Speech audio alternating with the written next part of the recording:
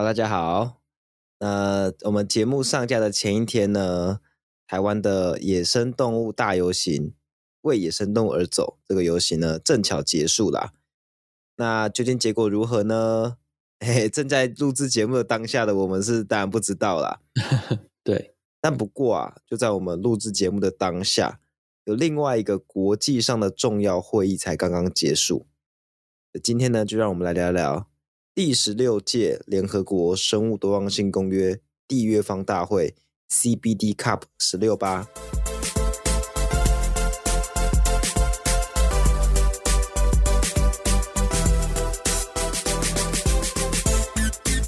Hello， 大家好，这里是一个杂谈生态的 Podcast 频道。我们希望透过轻松闲聊的方式，让更多人知道台湾跟世界上的生态议题与时事。我是世祥，我是口勇。然后再讲一次，天哪，是怎样？这太沧桑了吧？不是喉咙好像，我是口勇，这是不太对吗？好，没关系，可以。好，那今天要聊的是一个我觉得比较艰深的一个题目。联合国呢，就是你知道吗？大家知道吗？联合国，对，联合国，他们有一个生物多样性公约，签了一个这样的公约。那每2年呢，就会办一次会员大会。那这个会议的英文呢是 Conference of the Parties to the Convention on Biological Diversity。那简称呢就是很长嘛，就是 CBE Cup，CBE COP。哦。在这种跟生态啦、气候变迁这种有关系的全球会议，有其实3个会员大会。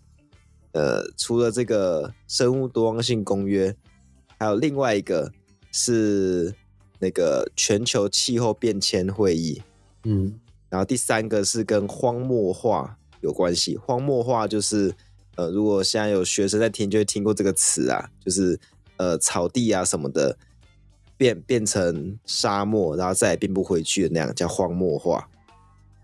那这3个会员大会呢，很烦哦，大家都叫它都叫 Cup， 所以那个刚结束是 Cup 16嘛，后面呢紧接着气候变迁大会是 Cup 29，他们都是 Cup 来的，你就不知道他们到底是 Cup 谁。那个是可以直接念 Cup 的吗？我都念 COP 耶。然后听起来比较 OP 一点。那 C 呢？不知道 C 就是 C 就是convention 不知道，反正各种 C 但都很 OP 这样子。什么鬼？好，我们今天聊的那个生物多样性公约呢，就是每年的第1个 Cup 啦。今年是第16届。那这一个生物多样性公约的大会。国中课本有学到，像是生物多样性公约，然后名古屋议定书，还有我们节目很常提到的30×30那个保护的那个契约，就是在讲这个。我们有很常提到啊，我已经蛮久没提到了吧？我们算会提到吧？我们是前面有一段时间很常提到。然后后来就慢慢淡忘它了，至少我是这样。那我们今天来复习一下。对，好好复习一下它到底是什么东西30×30呢？然后另外一个那个还有一个 Cup 啊，是联合国气候变迁大会的，是现在收听节目的当下的明天隔一天11月11号才开始，一直要开会开到11月22号的。那今年29届。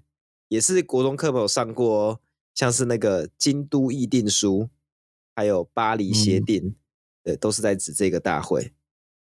那等这个会议结束之后，看排程，或许有一些比较重要的东西也会跟大家分享一下。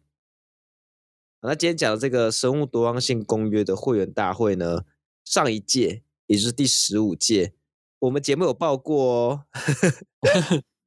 那这个大会是2年办一次嘛，代表我们这个节目呢已经超过2年了。有没想到就这样子慢慢录到2年了，也是啊，我们都已经多少集了？185集。但这是改版后了，改版后，这是改版前我们录的。改版后的那个集数比较水啦，因为一周就3集。好，不过反正就在2年前的第20集，改版前的20集，那一次呢，我们就跟大家分享第15届的这个生物多样性公约大会讲的什么东西。那一次的大会就是第15届前一次的大会，大家面对的是2010年签订的爱知目标10年计划，交出惨到一个爆表的成绩单，没有一项目标达成。我还记得，真的很夸张。对，简直就是你跟建商签了10年，说好，我10年后我要看到豪宅，结果10年后过来是黄土滚滚，然后一些钢筋水泥放在旁边这样而已。那还是要看向未来嘛。所以呢，在第15届，就上一届呢，就签订了昆明蒙特楼全球生物多样性纲要，有196个国家签署哦，是非常非常多的。其中呢，最让人瞩目的就是提出了另外一个10年目标，哇，30×30目标就在这边。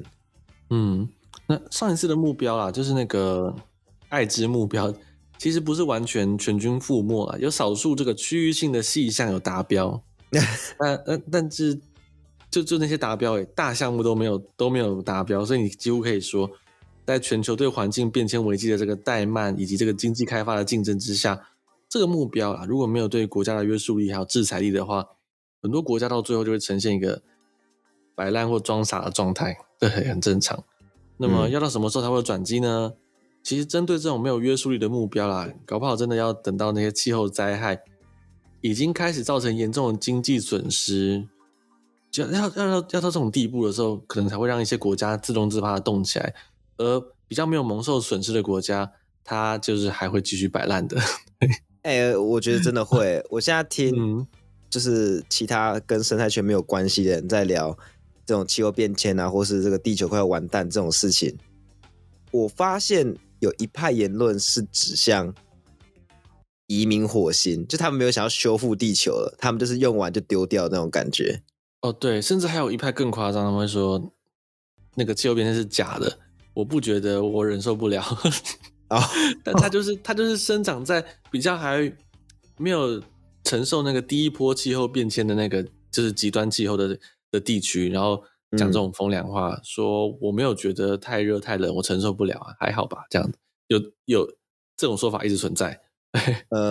说到这个，你可以分享一下，我们这个 podcast 呢，的前几天被邀请去看那个 BBC 的那个亚洲这个一系列的纪录片的第1集，我们看首映会哦，然后那个导演有来现场哦，那个纪录片很精彩啦，但我有一个印象深刻，就是后面有一个那个提问时间。然后就有人问说，这个导演他拍这样纪录片30年、40年这么长的时间，他对于地球的改变，就是是不是有什么经验可以分享？他就讲到说，像他去那个高纬度的地方，像北极这样子的，他确实有感觉到越来越不冷了。哦，对，这是30-40年下来他真实感受这样子。对。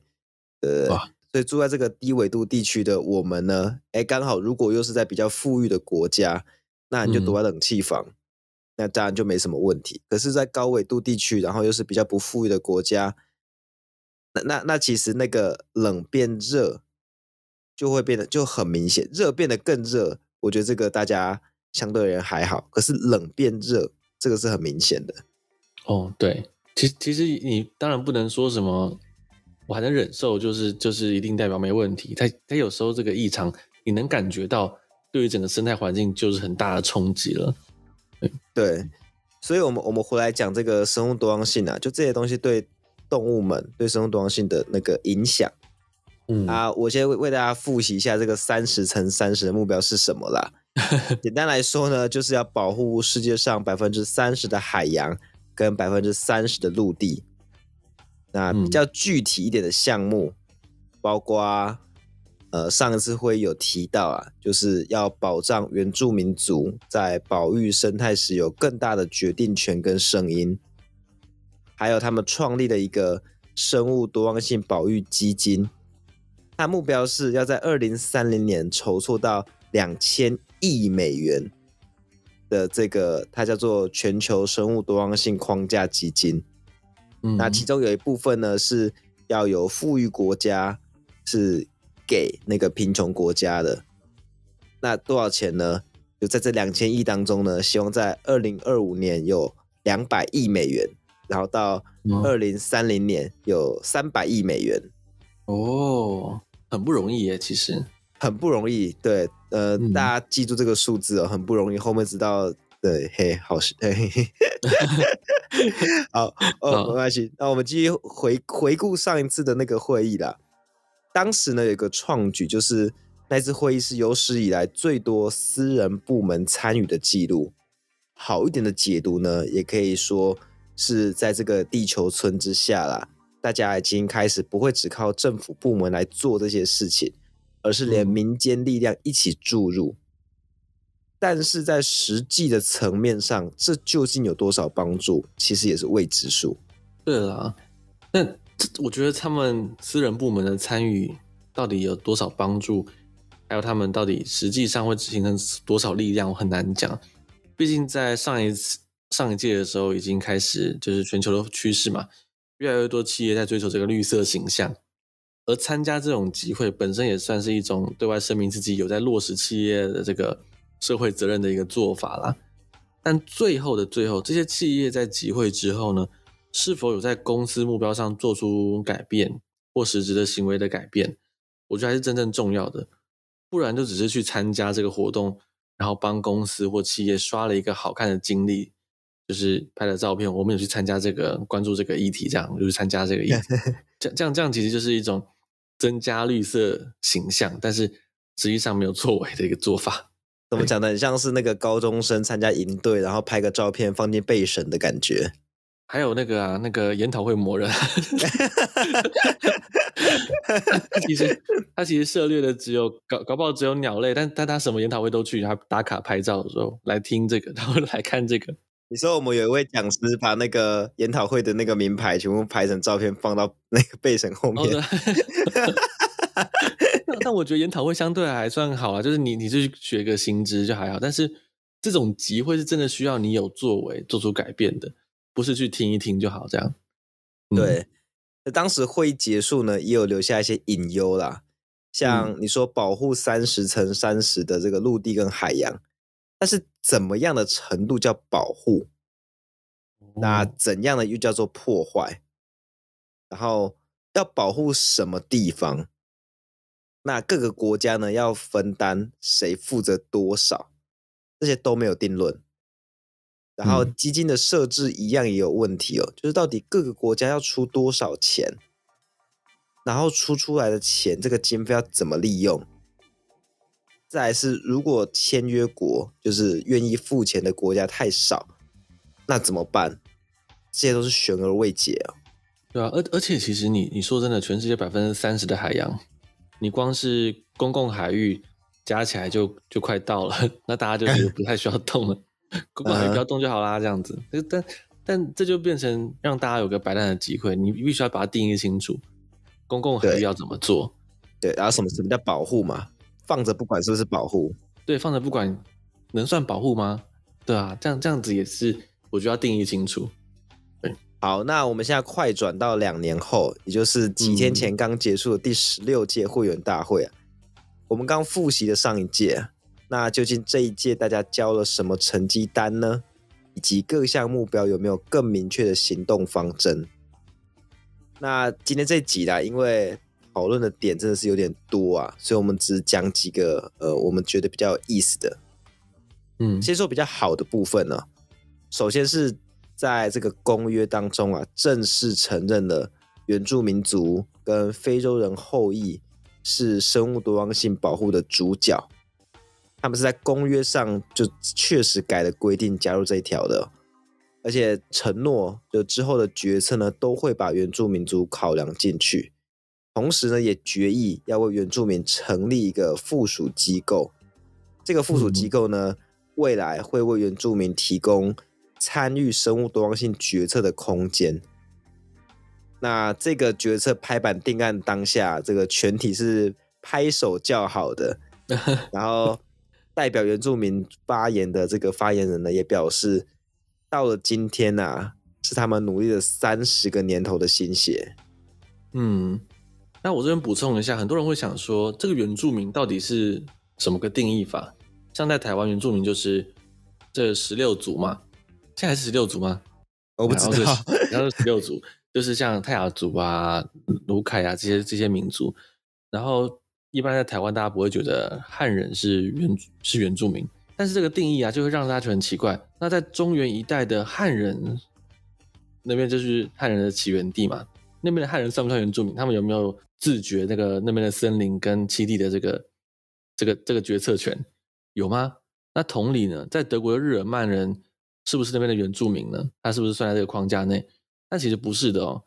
现今地球村框架下原住民定义已经有被延伸啦。早期其实是这边土生土长最早来定居的现存民族就是原住民，但是因为现在就很奇怪，这样子的话，中原地带的汉人就是原住民，那德国日耳曼人也是原住民，那这个公约，这些全球性的公约是不是保障原住民就会变成很奇怪很难定义？所以现在这个框架下，原住民定义又加了一个，他必须蒙受外来民族的，就是政权被掌控以及被入侵，还有文化正在被压迫，满足这个才能够算是原住民。对，所以这些在讲的东西，在讲的民族，像纽西兰的毛利人，纽西兰这边政权长期来掌握在白人的手里嘛，就是不是雅利安人吗？还是高加索人种？就是跟他们毛利人不同的人种手里面，那毛利人呢就可以算是原住民。那另外还有就是，如果说完全没有受到入侵性的一些比较小的热带岛屿国家，他们还是那个地方，他们就是算自治，然后勉强可以算是原住民。但是在比较大的那个经济体里面，通常啦，长期掌有政权的民族不能算是原住民，不被这个地球村框架下这个定义所保护，这样子。哦，了解。对对对，所以大家如果身在中国的中原一带的汉人，千万不要说自己是这个这边定义下的原住民啊，不算是。好，那这是第一个好消息啦。然后第二个好消息是，大会决定创立另外一个全球基金，叫做卡利基金因为这次的那个主办地点在卡利这个地方。好，这个基金是要怎么筹措资金呢？他们提出，他们应该要对使用数位序列资讯的企业课税。目前的版本是课征利润的 1% 或是营收的 0.1% 放到这个卡利基金。所谓的数位序列资讯 Digital Sequencing Information， 它的意思呢是指生物的遗传资讯。我们平常想要什么公司会用什么生物的遗传资讯？根据 Vox 的报道指出，这边举个例子COVID-19 期间，莫德纳制作的疫苗就使用了数百项的数位序列资讯，利润高达300亿美元，1% 就是3亿美元。哇！那另外还有很多其他的药品、保养品、育种的动植物等等的，甚至在讨论当中，还有国家提到学术研究的使用都要被纳入。但后来学术研究被剔除了啦，就说这些学术机构只要标明资料的来源国就好。但是我记得是瑞士吧，还是其他国家原本想要提出说不要把药品列入，可是后来还是列入了，就是毕竟药品这个利润真的是很大。那这个基金呢，如果顺利推广的话，有人是预计每年可以挹注数亿到10亿美元的资金到这个基金里面。我觉得这是一个相当有意思的发展也比较像是我们现在在推动能源转型或是环境保育的其中一个趋势，就是让使用者付费。它的概念就是既然取之于自然，那就付费。然后虽然地球当然是没有在用钱啊，地球这个整体没有在用钱，但是可以放到这个基金会当中来代替地球收下这笔使用费这样子。我在想，如果公司要被课税，大家可能没感觉，但我这边可以预告一个可能性啦，就是这个成本的提升有可能会直接转嫁给消费者或是政府啦。应该是一定会的。就是价格提高嘛。那如果给消费者呢，它还是一个使用者付费的概念啊，就因为就是我们在使用这些东西嘛。对。那如果是给政府的话，其实就是变相的逼政府捐钱啦。目前这个卡利基金的指南里面有提到，就是说大家应该要课这个税。有意思的是这个应该这个字啊，应该的意思就是自愿制啊。而且在这个 COP16 的讨论当中也决议有没有要直接使用卡利基金的这个指南来去取代各国的法律。所以就是各国看要怎么去套用这个规定这样子。其实最怕就是自愿制人这个但是这个机制很好啦，我是希望好的机制可以吸引大家自愿，这确实。对，那 anyway 呢，这个卡利基金到底之后会如何发展，我觉得很值得继续观察啦，也看看台湾到底会不会去响应这个东西。毕竟台湾没有必要去遵守这个，因为台湾不是会员国嘛。好，那再来讲那个我觉得比较遗憾的消息啊。第一个是关于那个30×30的目标，196个签署国，直到这个 COP16 会议结束之后呢，196个签署国只有119个签署国有交出自己国家的目标。然后其中呢又只有44个签署国有交出要如何达成目标的计划而已。根据《卫报》还有 Carbon Brief 这两个单位的实地采访后，他有去访问各个国家说，为什么就你们觉得交这个交得出来或交不出来的困难点在哪边？那像巴西还有哥伦比亚这种生物多样性比较丰富的国家呢，他们是表示说他们其实觉得时间不够了，才2年，他们觉得他们需要更多的时间去跟所有生物多样性的相关利益人还有原住民团体来协商。那印度呢则是表示这个本国内有点困难，但是什么困难呢？我报道上是没有写。然后英国呢则是归咎于这段时间在国内跟苏格兰的多次这个权力的更迭，导致无心规划这件事情。然后其他发展中国家则是表示，因为这个全球多样性这个框架基金，也就是我前面提到那个预计要筹措2000亿，然后要有200亿是由富裕国家给那个发展中国家明年要达成的这个基金，他说没钱啊，那没有提供啊，所以我们才无法制定新的计划。哇，他们说没拿到钱，所以不做了。对，我不知道多少钱啊，那都拿不到钱啊，我不知道做什么计划啊，这样子。既然提到这个基金呢，我们来看一下，这个预计在2025年，富裕国家要捐给贫穷国家200亿美元，目前有了多少呢？截至会议结束，把会议前已经捐的，再加上会议中承诺要捐的，加起来总共是将近4亿美元而已，遥遥无期啊，零头都不到啊，零头都不到，这是要看零头，要去垦丁看。这个基金的议题呢，其实也是会议最后讨论最久的，甚至多拖了1天。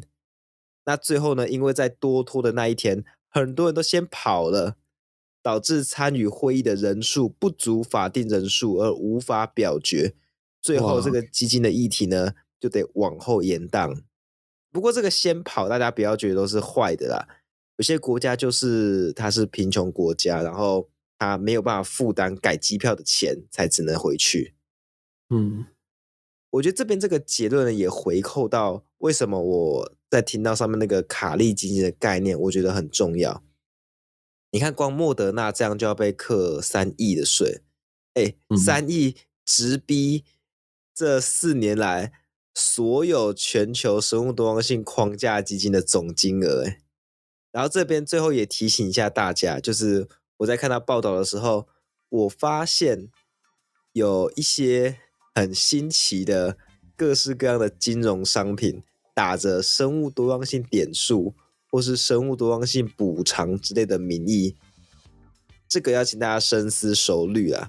我是建议不要乱买这些有的没的啦。然后你以为你既为保育有贡献心力，然后还同时可以赚钱，我是建议千万不要啦，很多都是很奇怪的东西，可能不是一个好的财务分配的地方。所以那到底是什么东西啊？生物多样性点数？